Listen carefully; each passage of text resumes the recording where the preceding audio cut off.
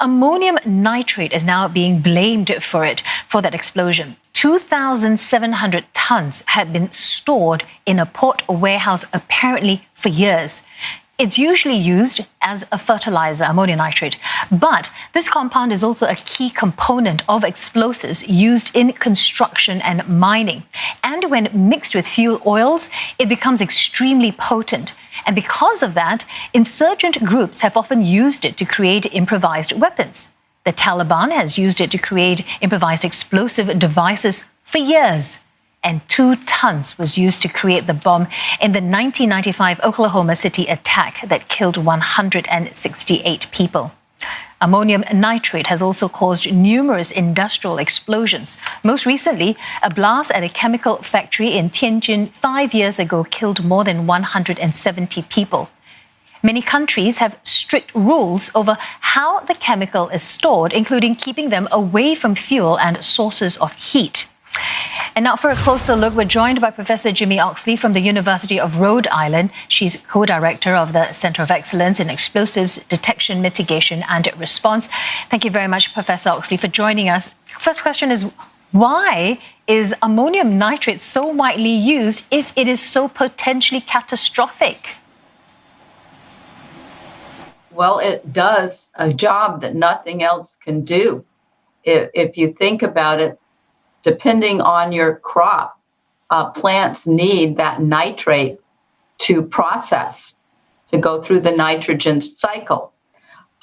Urea takes a lot longer to convert to nitrate for your growing plants.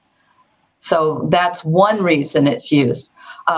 Urea is appropriate for a few plants that have a long growing season.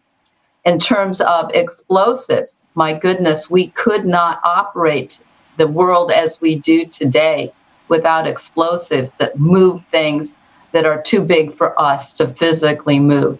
So the invention of ammonium nitrate used in explosives has been a huge boon for that industry, where we don't have to use more hazardous things like dynamite. It's primarily used as an explosive for mining and construction or for fertilizer. And in both of those, it's just unbeatable as a chemical. On the other hand, we know it's hazardous. You did a great job of mentioning how it should be stored. This sounds like this particular lot was stored for a long time in an inappropriate way. Maybe not monitored. And people do forget what they have stored. Professor, then help us understand then what are some of the safety protocols when it comes to storing ammonium nitrate, especially in such large volumes? Well, usually you don't store it quite in such large volumes as we saw it there, but you keep it away from fuel. So the question is, what was the storage area? Did it have wood, for example? Was there potential of vehicles driving in? And, when I'm talking about a warehouse, you could have some sort of a vehicle that was fuel driven that might have dripping oil. But I'm more worried about what the construction of the warehouse was and what it was stored near. And in this case, the ammonium nitrate, even given fuel, would have sat there. Usually it would not have gotten involved if something else hadn't started the reaction, a very large fire or another explosion. And we're hearing rumors that there might have been fireworks stored nearby. That may be, or maybe something else started the event, but it doesn't sound like the ammonium nitrate started the event. Professor Oxley, now that the explosion has indeed happened, we're seeing these plumes of smoke. Should people in Beirut be actually worried about ingesting these toxic gases? I think you saw at the beginning, you saw a lot of red fumes.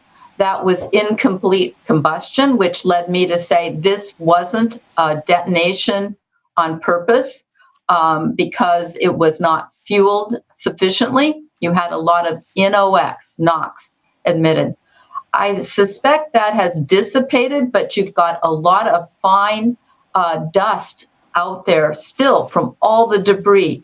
But since people are wearing masks anyway, you're probably safe from the dust at the moment, from ingesting all those fine particulate matter.